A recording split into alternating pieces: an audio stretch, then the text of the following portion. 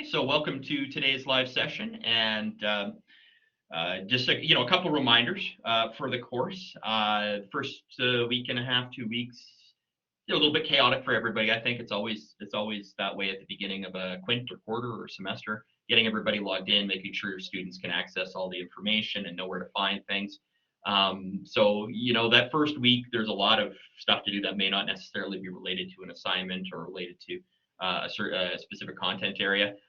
Some of you may have found that you're a little behind the course calendar with regard to assignments. I understand, but the first several assignments are quite micro in nature, which means a lot of them I think you can do in 10 to 20 to 30 minutes, maybe more, maybe a little less, but I don't think they're particularly large assignments. So if you feel like you've fallen a little bit behind in that first full week of school, I understand.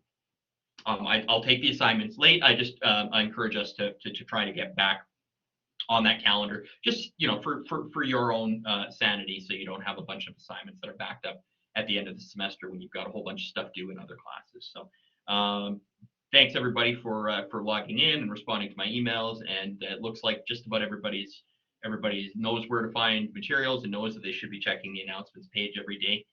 And we'll just kind of continue to bump forward. I've had several questions that hopefully I've answered via email, and I've managed to mark the first 3 assignments, I think, for everybody, and I'll be moving on to A4 this afternoon. So I'm catching up on my marking as well, and I will continue to give you feedback, to give you a grade. And I think I've got most of the assignments set up for resubmission. So if there's something you've missed and you're not happy with the mark you got, by all means, if you want to go back and augment your initial assignment for whatever you missed. Maybe you missed the bullet point that said you needed to have hyperlinks, or you needed to have categories or something like that for those early assignments. If that's the feedback you got and you're not happy with the mark, go back, fix it, resubmit it, and I'll regrade it. And my goal is to have you at the end of the day understand all the skills and all the content, and be able to demonstrate your learning. And if you have to demonstrate things twice because you missed something, reasonable human circumstances for everybody, including me, and I support that, and I will regrade things. If it takes a little longer on the regrade than it did on the original, you'll just have to kind of roll with that, because I want to make sure I want to get people's first versions always assessed and give them feedback first. But I do encourage resubmission. The other thing I wanted to mention was the announcements that I post are not going to your email, and they won't go to your preferred email, which means that it is important that you check that announcements thing as your first sort of task every time you log in to the communications media virtual website. I think I've got it set so that the home page, when you go to it, is the announcements page, and then you can navigate to the learning modules or digital resources after that.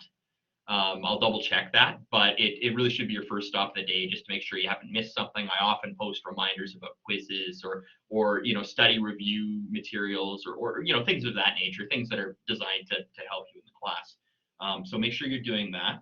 Also, continue to email me questions if there's something that doesn't make sense. Remember, we're using material from a teacher other than me, so there may be things that I missed, or there may be things I need to add to or augment, or there may be instructions that might not be completely 100% clear to you, and that's fine. Just make sure you let me know so that I can help maybe put it into context for you, or maybe I have to add some more detail or a different way of learning the skill to the material. So I appreciate it if you continue to do that. I also appreciate that a lot of students have been handing in assignments and learning what they need to learn so far in an independent manner. The course is definitely set up for you to complete things in an independent manner, to have this be student driven. There's little videos and whatnot that show you what to do, and then it's up to you on sort of the theme of whatever assignment it is, and you should have the little micro skills in order to demonstrate your specific learning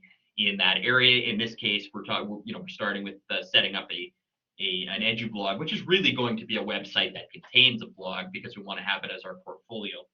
And so far, it looks like the majority of students who have been handing things in have just been working through the material independently, and maybe asking the odd question via email, but really using materials effectively and handing in work that reflects what I'm asking for.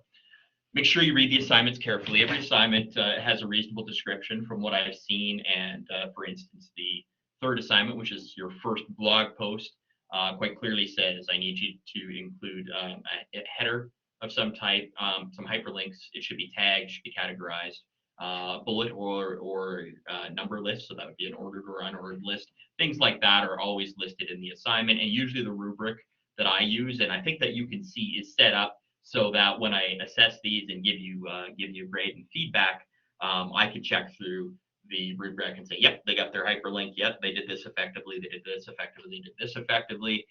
They didn't do this at all. Maybe they need a little extra work on that, and give you feedback that helps you if you choose to take it forward to the next assignment or redo that current assignment. So that's just sort of general course information and not strictly content related. I went through some I guess personal reflection on Edublogs and the initial setup of Edublogs and things that we can do to make our websites more effective. I might refer to them as blogs. I might refer to them as a website. I'm thinking of it as more of we're setting up a website now. Edublogs were designed to be a blogging site, but we're going to use it as a repository or portfolio for our materials as well. So I may refer to it just as the website at points. I'm going to log into mine right now because there's just a couple things I noticed on the assignments or the submissions I've been getting so far that I want to address with the group. So I'm just going to share my screen and there we go.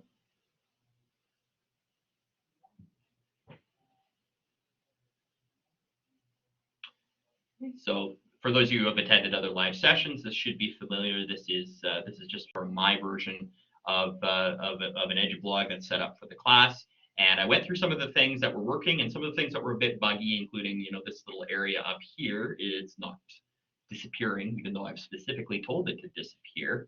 And little things like that, the reason I've created certain things the way I've created them, and what I'm doing to kind of set this up for what we needed to be at the end of the class. And I'm recommending that students do the same.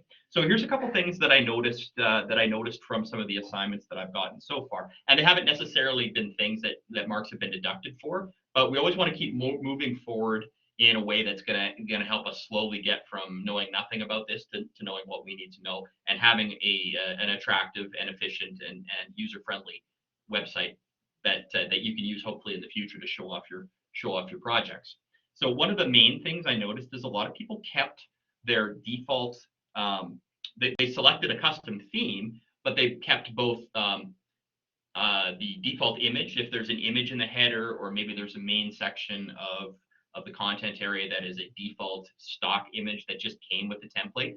I think all of those on just about every theme they offer can be changed. So for instance, when I picked the theme for my blog, this was originally a picture of a wolf in the wilderness or something like that, but it didn't really have anything to do with what I want this site to be. So I replaced that picture with one of my own. And I also said, because I hated the way that it put the text on in the site identity piece, you'll notice I deleted both of those. Okay, so here's what I had before, and I was like, oh, I was really having contrast issues using the built-in text editor for that. So I actually just went into Photoshop and made one big image that included this communication media text. Now, I'm not expecting that you have Photoshop skills. What I am saying is, if you're designing and editing and continually refining your blog and you don't like something about it, you're certainly welcome to and encouraged to go outside the system to create what it is that you want. And in this case, I have some Photoshop experience and skill, so I decided to pick up a nice font and to pick a color that I thought worked with the image, and to put a little drop shadow on it and make it easier to read. That worked for me. I encourage you to do similar things, and whether it's in if it's an image and you're doing it in Photoshop, or you can you're creating an image in some free program, or even in Microsoft Word, and you're using a screen capture or something like that, I'd encourage you to do that, because that's part of the design process, is continually refining your approach to it, so that at the end of the day, it's more attractive. Color contrast, layout, things like that are more effective, and we want to make sure that we are using an appropriate amount of skills, widgets, tools, but not cluttering things. So there's that balance you got to find, and I'll get to more of that when I discuss individual blog posts. But that's one thing I noticed right away is that a lot of people are still using the default images. So you should look into changing that because, like I said, vast majority of these have an option for you to select an image for the header.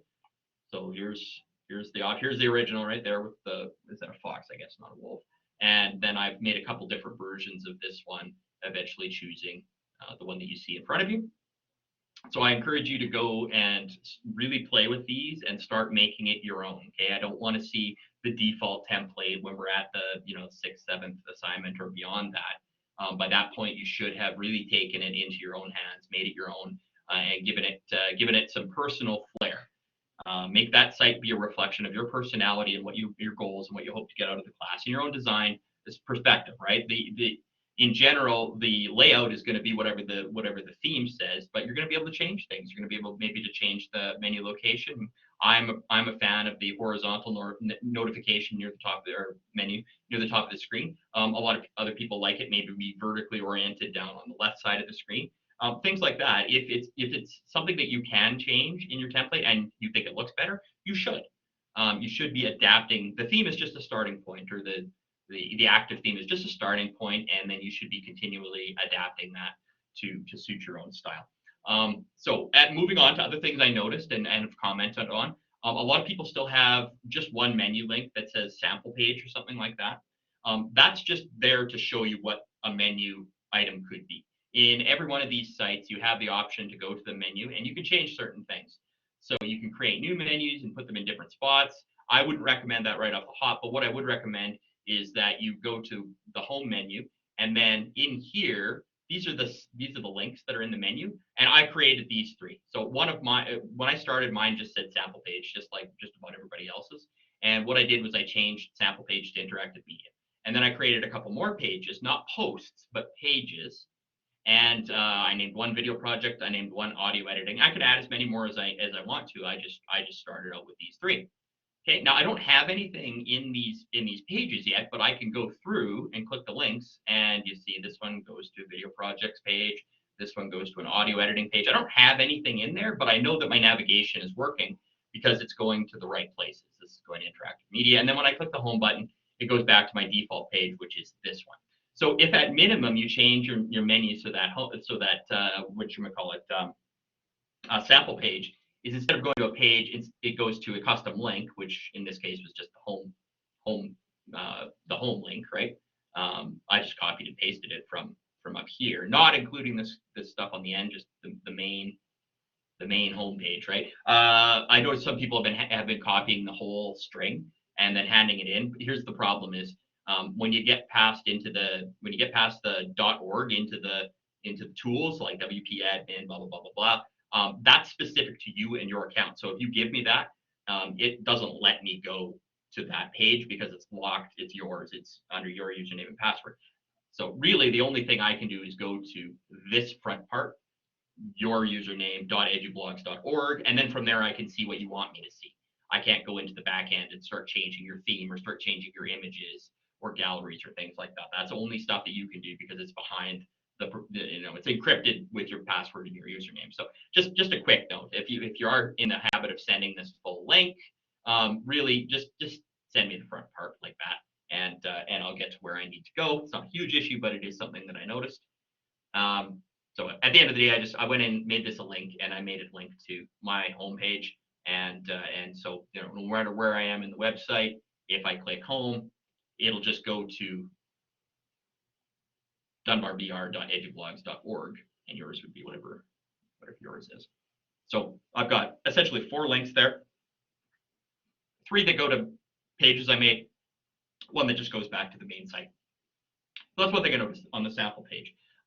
Your first blog was intended to include, or was supposed to include, those 5 items. And the vast majority of people saw that, read that effectively, and put in made a new category, put in a couple hyperlinks, put in a lot of people put in an image. I didn't ask for that in the very first assignment. A lot of people put in an image, Made a nice blog post. That I was impressed with that. I was kind of expecting that some students would just do like 1 or 2 or 3 lines and just do as little as possible to complete the assignment. Very pleased to see that a lot of people put some effort into it and put put a couple interesting paragraphs that I enjoyed reading and learned a little bit more about you, and sometimes even an image or something of that effect. And that's what we should continue to do moving forward. Now, I'm not saying you need to have a 10-page essay on every post, but say something interesting. Try to complete the assignment in a way that it reveals a little bit more about you, your motivations, your goals for media, and that sort of thing. So in general, I was quite pleased with that, and wanted to make sure I mentioned it. So most people followed the assignment quite well and included the things that I wanted them to include. But I just want to double check and make sure that everybody understands that the assignments have specific instructions for each one. So you need to make sure that you're completing all those. So for assignment 3 in particular, I'll just expand mine so that you can see. It's small, but you get the idea here. After watching the following videos, make a blog post about a school-appropriate topic of your choice, whatever you want. People picked all sorts of things. But make sure you include hyperlinks, a list, a heading style, a category, and tags. And all of that is, of course, explained in these videos, and the vast majority of students went through those videos and included all of those items. But when I was assessing it, I did notice that several people were missing a category. For instance, if the only category listed in your blog, and it's usually listed on the left-hand side, the right-hand side. Look at this one here. See my categories?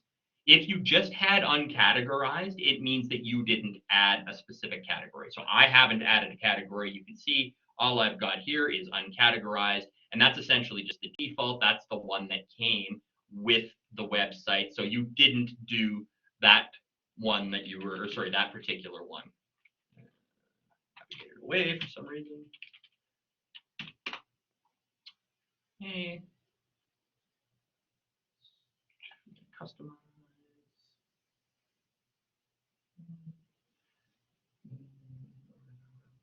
Sorry, just wondering where I was here. So make sure you go. I was talking about categories. So make sure that you go back and you go through the videos and you add a category and do things like that, right? So for instance, media thoughts. Terrible title, but get the idea, right? Sure. Boom. And then you can add a category. There's different ways of doing this, right? But so there's a way that I made basically a category widget where I can create new categories. There is a default one here. Maybe I get rid of the default one, or maybe I delete the media thoughts one, just change this to say media thoughts, and then put different categories down below. The video shows you how to do that. I was just showing that there's multiple widgets that can handle that as well if you want. So I'll just remove that for now. So that is one thing I noticed. If I saw uncategorized and that was the only one there, it means you didn't add a category. I also noticed that people, some of the submissions did not have tags. So if you didn't have a tag, usually they show up at the bottom of your post.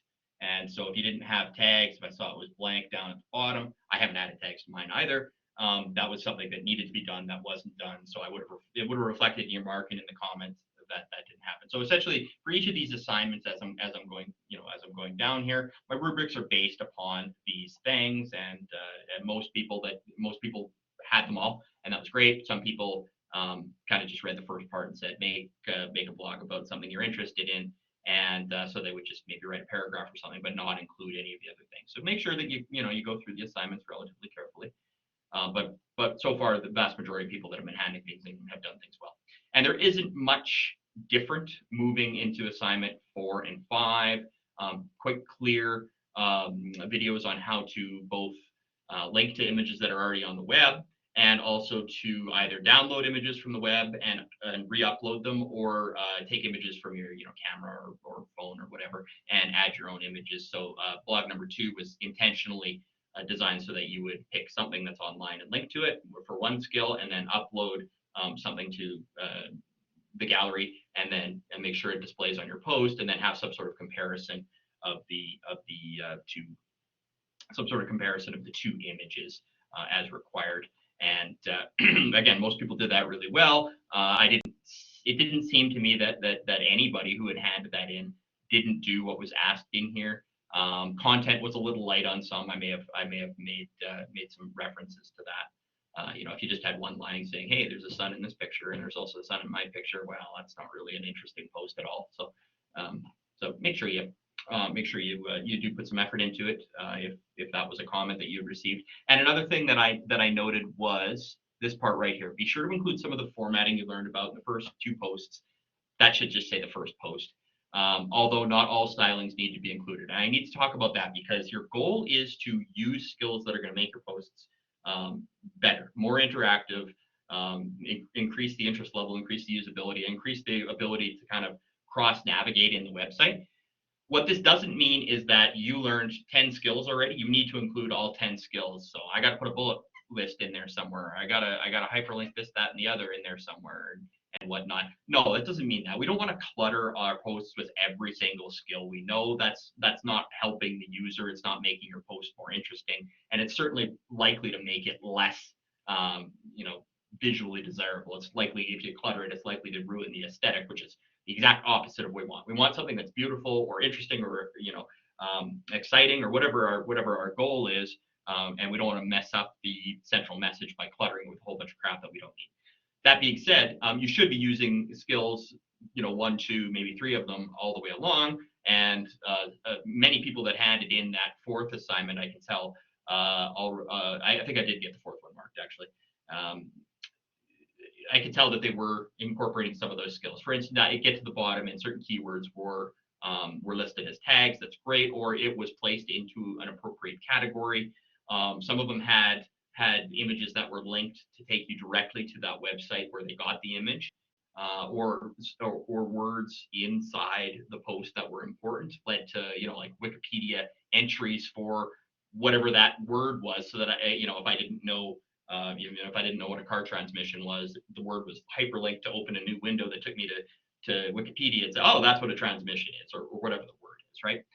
So I was seeing certain things like that, indicating that those students had taken this seriously and included 1, 2, a couple of the skills that they'd learned before that didn't clutter their post, but actually made it more interactive and offered a better user experience, which is always the goal. Make it look good and make the user experience a positive one. Otherwise, they'll go to a different website because there's lots of options out there.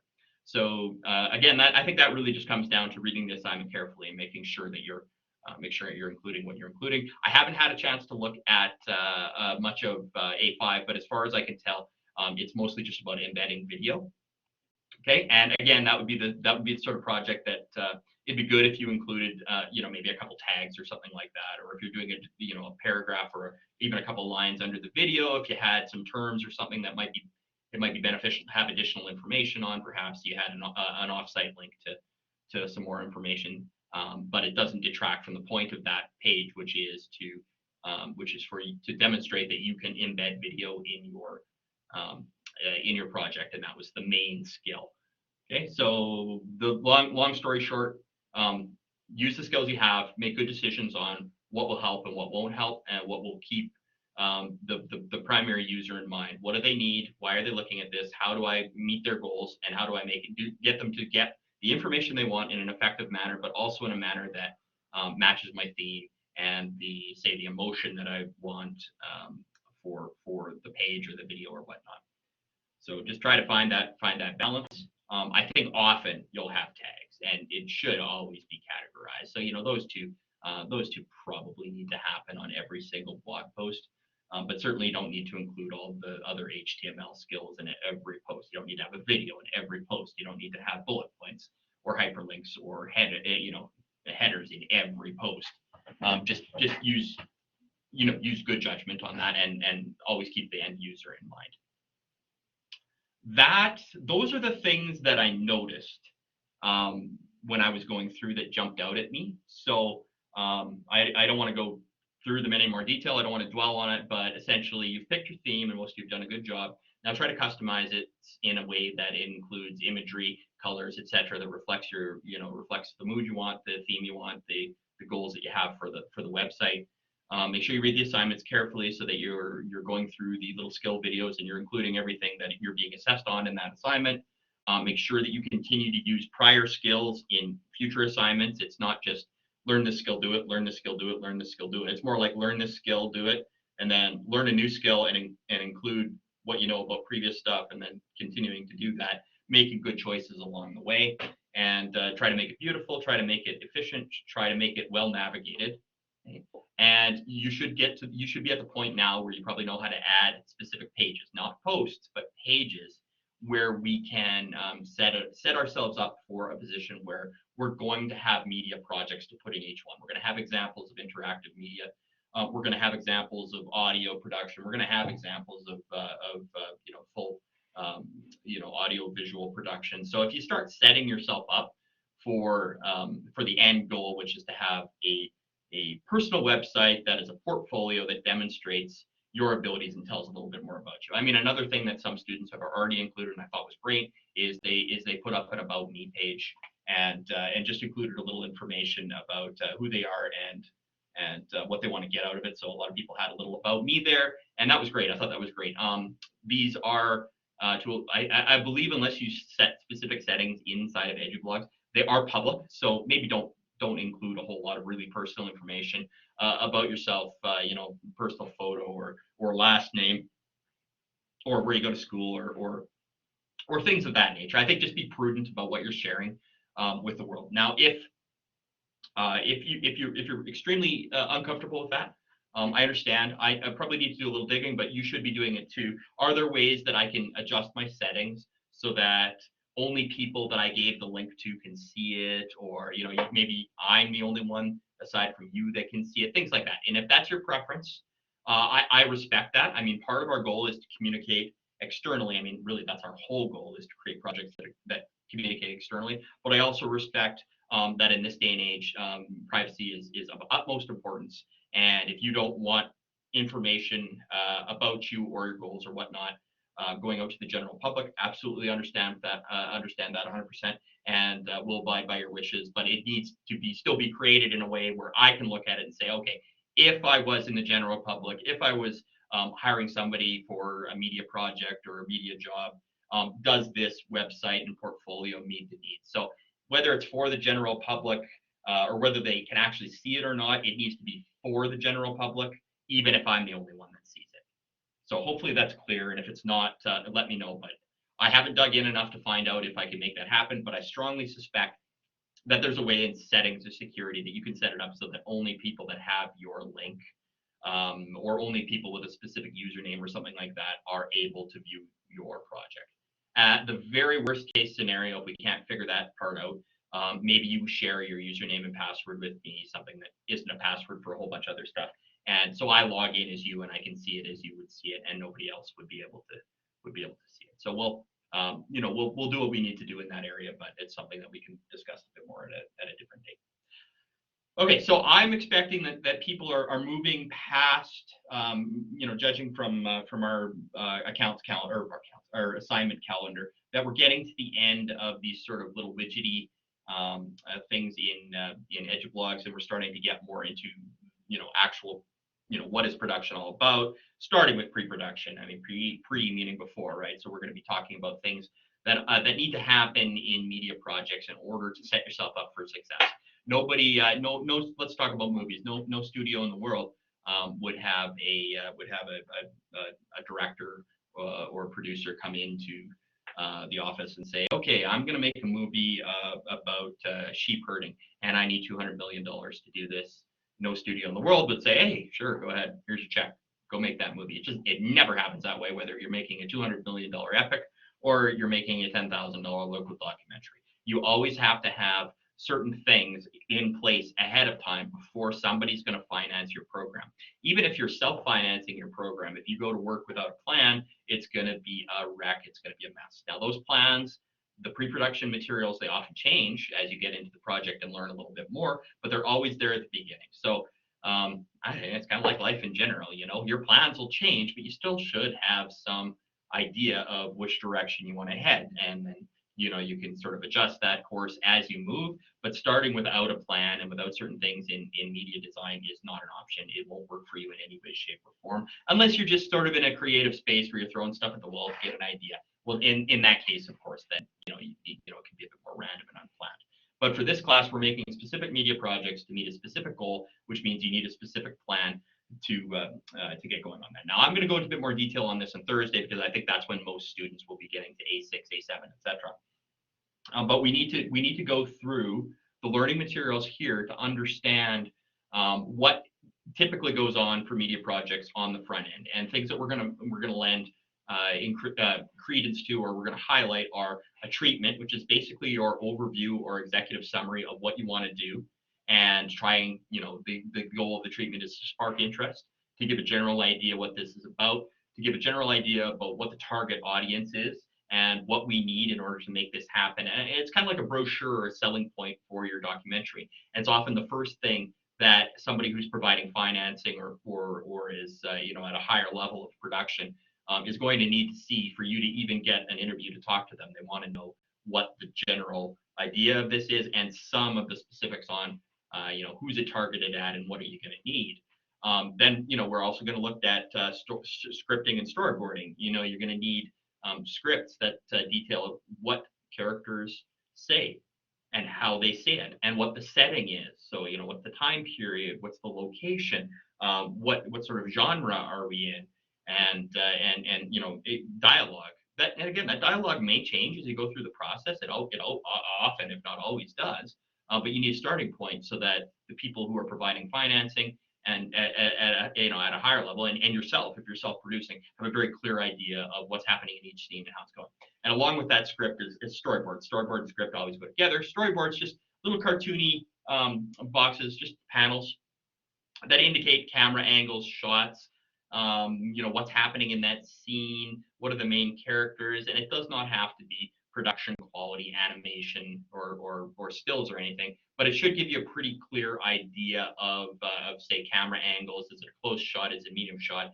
Is it a cut shot? Is it where's the camera? Where's the lighting coming from? What's the scene? Is it two people talking in a medium shot? Is it a close up and a person's talking to a camera? The storyboard helps bring that detail out. And for anybody like me who is just not I'm not good with freehand artistry. It's going to be a little harder for you to do this, but try to get a little, try to get beyond the stick figure thing. And I'm not looking for Michelangelo, but I am looking for some effort to give the person reading the storyboard quite a clear idea of what this scene would look like when we have it on camera. I'm talking about film right now, but this would happen if we were making an animation. If you're making a website, you have mock-ups of different screens and what this section is going to look like and what this section is going to look like. But we're mostly going to use it for film. And then there's usually a little note section underneath where you can say, I need a big sound effect of a car backfiring here, or I need a really bright light, or it's got to be dim and dark. And so you can have, the storyboard is not just necessarily a picture. It's often the picture that shows the shot, and also, any little notes about important parts of that scene. And you should be able to read through the storyboard sort of front to back and get a general idea of what's going on. So that combined with the script are things that always occur before someone's going to decide to greenlight your production, to give you money to take it a little further down the road. There's so many, it's such a competitive industry, and there's so many creative people out there.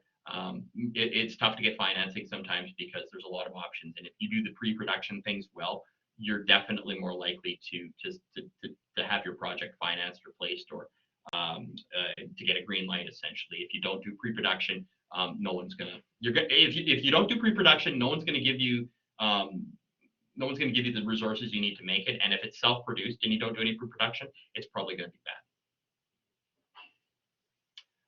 Okay, so we talked about treatment, script, and storyboard. And although I don't think you're going to see it for a while, there's things like location documents. So if you're not just filming in one location, you're going to need to scout locations, meaning go there.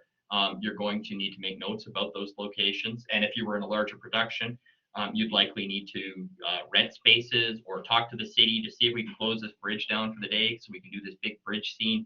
And there's so much stuff that could be related to the location and getting, if you've got extras or if you've got people walking by in the background, you need them to sign off on on a release sheet saying it's okay that you use that you use me in the video and whatnot. There's so many of these things. So the deeper you dig, the more work there is, which is why the credits on a major movie roll for 5 minutes, right? I mean, there's literally hundreds, if not thousands, of people required to do all of these little things that eventually add up to the big project. If you're watching, say, a Marvel movie nowadays, just you probably have credit blindness where you don't even read them anymore. You just the movie's over and you're gone. But actually watch the credits from top to bottom and look at all the positions and all the names that they have. It's unbelievable how many things need to be done correctly in order for a major motion picture to make it to the screen. Even smaller documentary style or smaller make it with your friends kind of stories, you still need people to do each of these things if it's going to be done properly and so that you don't get sued, particularly with regard to media releases and things like that, and releases for people to authorize you putting them in the film. There's a lot of jobs and they all have to be done properly, and it's kind of easy to see sometimes how the cost for a major motion picture that has some big name actors and actresses and directors often creeps into 200 and 200 plus $1 million for a single film. Yeah, there's a lot of jobs, but it all starts with the pre-production. So we're going to focus on the main 3 pre-production tasks, or 4, I guess you can count: the treatment, the script, the storyboard, and occasionally we might throw in a sort of a sound effects or a location scouting piece as well. And that's the next section. So I want to make sure that you know that if you're moving into assignments 6 and 7, that's where you need to be. Learning about those pre-production skills, and also in 7, applying what you know to a couple different projects, to demonstrate your learning. I also notice I've got a video that's unavailable right now. I'm going to try and find out why that's unavailable and where the original is, and get that up. But this 5-minute film school is a great resource for beginning media specialists and media designers and creative people. This is a great place, and there's lots of other good ones, but this is the one I feel that gives you the best sort of bang for your buck, the most detail, without cluttering it too much for beginners. So you're going to see 5-minute film school quite a bit in this course. All right, as usual, I talked a little bit longer than I wanted to. About 40 minutes of content there, and should help you get through the next several assignments. And we're just going to keep bumping forward. We're going to meet twice a week. If we have to add in a few more sessions, we'll do that.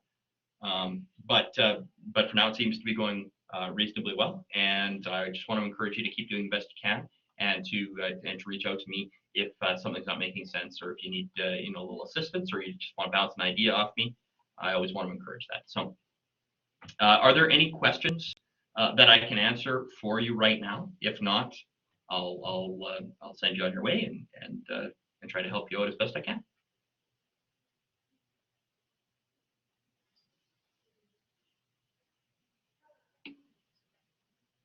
Jeannie says she's good, so that's good. Yeah, not seeing or hearing any questions. Best of luck. Again, stay in touch, and make sure you check out. I will email, but make sure you check the live session calendar, and make sure that you have the assignments calendar downloaded and accessible. And let's keep moving forward, and hopefully just producing better and better media. So thanks for your time.